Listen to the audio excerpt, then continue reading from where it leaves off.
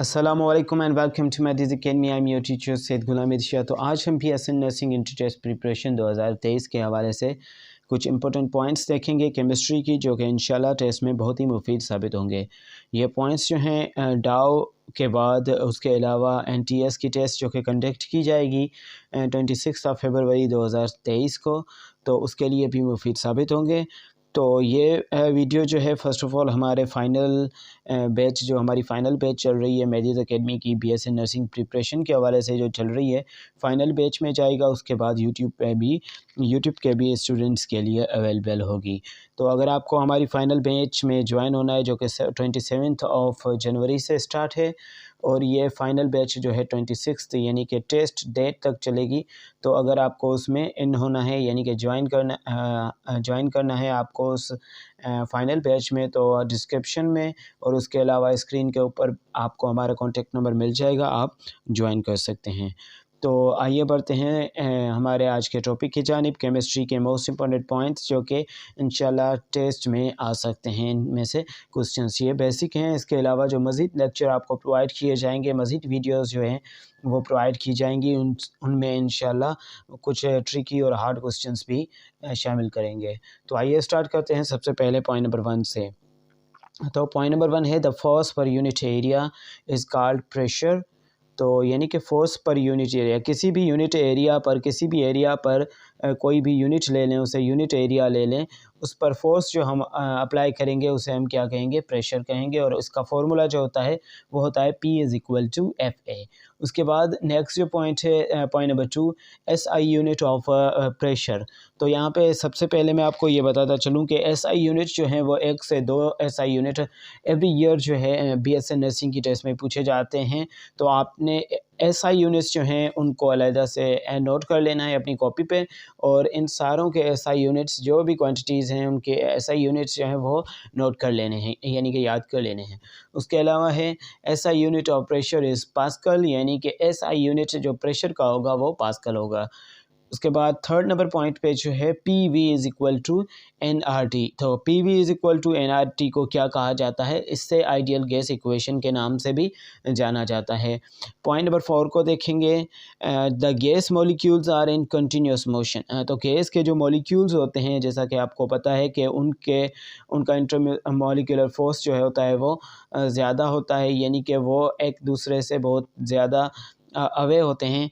तो वो continuous motion में होते हैं। They move in a straight path, वो एक स्ट्रेट पाथ में मूव करते हैं अनटिल दे कोलाइड, यानी कि जब तक वो एक दूसरे से कोलाइड ना हो जाए, जब तक वो एक दूसरे से यानी कि उनका बीच में कोलिजन ना हो जाए, या वॉल ऑफ कंटेनर से या एक दूसरे से कोलिजन ना हो जाए, तो तब तक वो अपनी डायरेक्शन जो है वो चेंज नहीं करते। तो इस हिसाब से हम कह सकते हैं कि गैस के मॉलिक्यूल्स जो हैं वो कंटिन्यूस मोशन में होते हैं जब तक के वो कंटेनर की वॉल से या एक दूसरे से कोलाइड ना करें। उसके अलावा नेक्स्ट पॉइंट देखेंगे पॉइंट नंबर 5 पे, द प्रेशर ऑफ गैस, यानी कि the pressure of gas is result of collision. Pressure of gas जो होता है वो कोलिजन का रिज़ल्ट होता है फॉर मॉलिक्यूल्स, जो कि गैस के मॉलिक्यूल्स होते हैं वो क्या होते हैं, उनका प्रेशर जो होता है वो कोलिजन का रिज़ल्ट होता है on the wall of container, यानी कि वॉल ऑफ कंटेनर से जब वो गैस के मॉलिक्यूल्स टकराते हैं तो जो प्रेशर वो जो रिज़ल्ट मिलती है वो प्रेशर में होती है।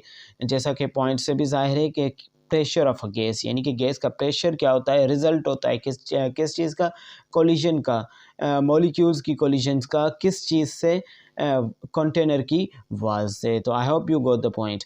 उसके अलावा जो पॉइंट है point number 6, the unit of viscosity.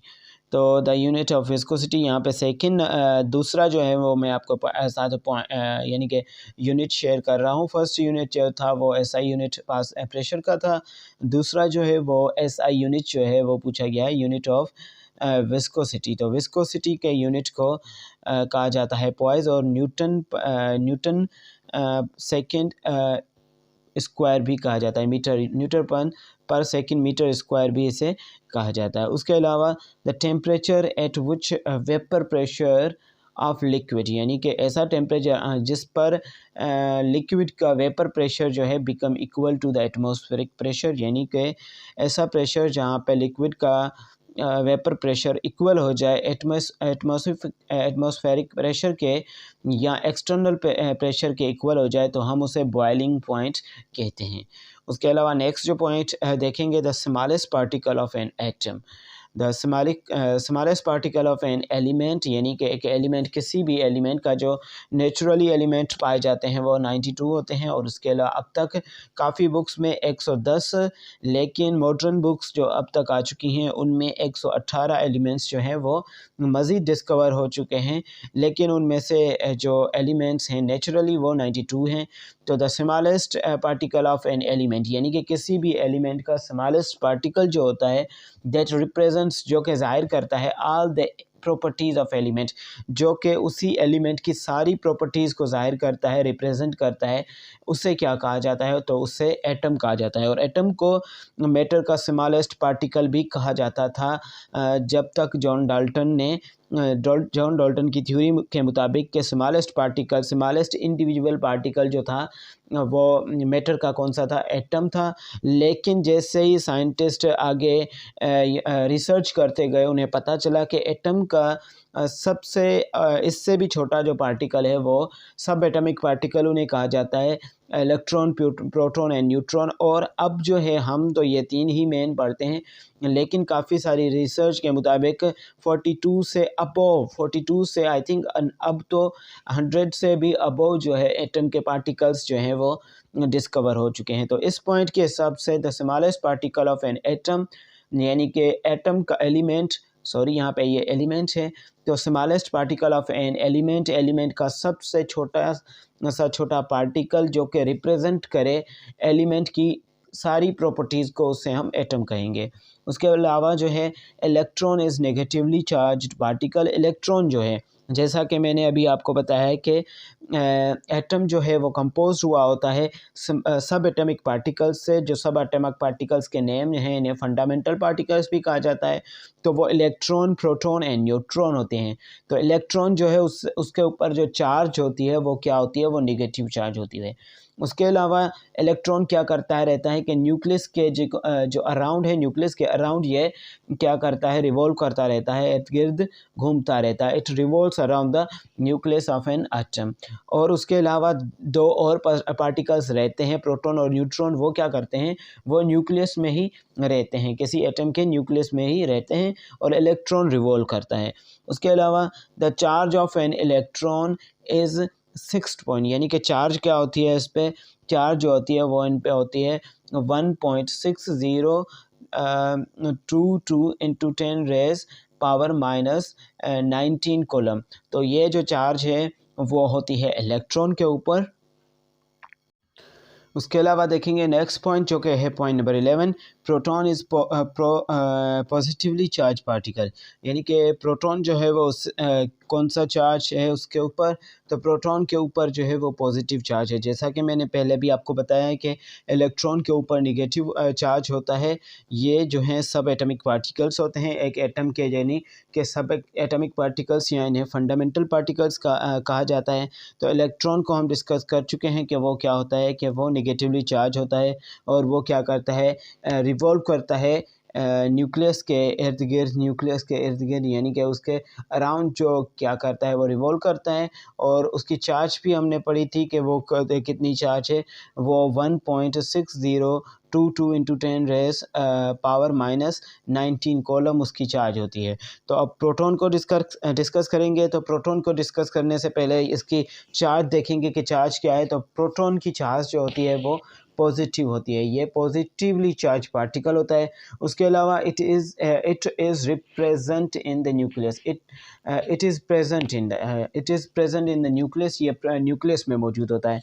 वो जो इलेक्ट्रॉन है वो रिवॉल्व करता है न्यूक्लियस के इर्द गिर्द, और प्रोटॉन जो है, प्रोटॉन और न्यूट्रॉन दोनों न्यूक्लियस में पाए जाते हैं, एटम के न्यूक्लियस में पाए जाते हैं। और ये क्या होता है, ये हेवियर होता है, यानी कि 1830 टाइम्स हेवियर देन इलेक्ट्रॉन। ये हेवियर होता है, हेवीएस्ट पार्टिकल ऑफ द जो है आई थिंक ये एटम है। तो 1837 टाइम्स ये हेवियर होता है इलेक्ट्रॉन से। उसके अलावा देखेंगे नेक्स्ट पॉइंट को जो कि है the neutrally charge particle is called neutron. तो जैसा कि हम डिस्कस कर चुके हैं, इलेक्ट्रॉन को उसके ऊपर नेगेटिव चार्ज है, प्रोटॉन उसके ऊपर पॉजिटिव चार्ज है। तो अब ऐसा भी एक होता है पार्टिकल जिसके ऊपर कौन सी चार्ज होती है, न्यूट्रल चार्ज होती है। ये इलेक्ट्रॉन न्यूट्रॉन जो है वो न्यूट्रल होता है। और ये क्या है, ये सारों से यानी ये सबसे heaviest particle of the atom है। उसके अलावा जो पॉइंट है, point number 13, there are two types of chemical reactions. Chemical reactions के दो अकसाम हैं, एक एक्सोथर्मिक और endothermic. The type of properties that are independent of mass, यानी कि ऐसी प्रॉपर्टीज़ की ऐसी टाइप जो कि इंडिपेंडेंट होती है मास के, आर कॉल्ड इंटेंसिव प्रॉपर्टीज। उन्हें इंटेंसिव प्रॉपर्टीज़ कहा जाता है, जिसके एग्जांपल हैं boiling point, melting point and viscosity and pressure जो हैं ये इंडिपेंडेंट होती हैं मास की। उसके अलावा properties that are dependent on the mass, यानी कि वो प्रॉपर्टीज़ जो कि मास पे डिपेंड करती हैं, उन्हें क्या कहा जाता है, उन्हें एक्सटेंसिव प्रॉपर्टीज़ कहा जाता है।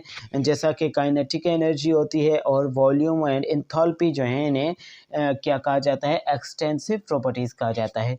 तो अब तक के लिए इतना ही, मिलेंगे नेक्स्ट लेक्चर में, क्योंकि लेक्चर की लेंथ जो है वो, यानी कि वीडियो की लेंथ जो है वो बहुत ज़्यादा बढ़ रही है।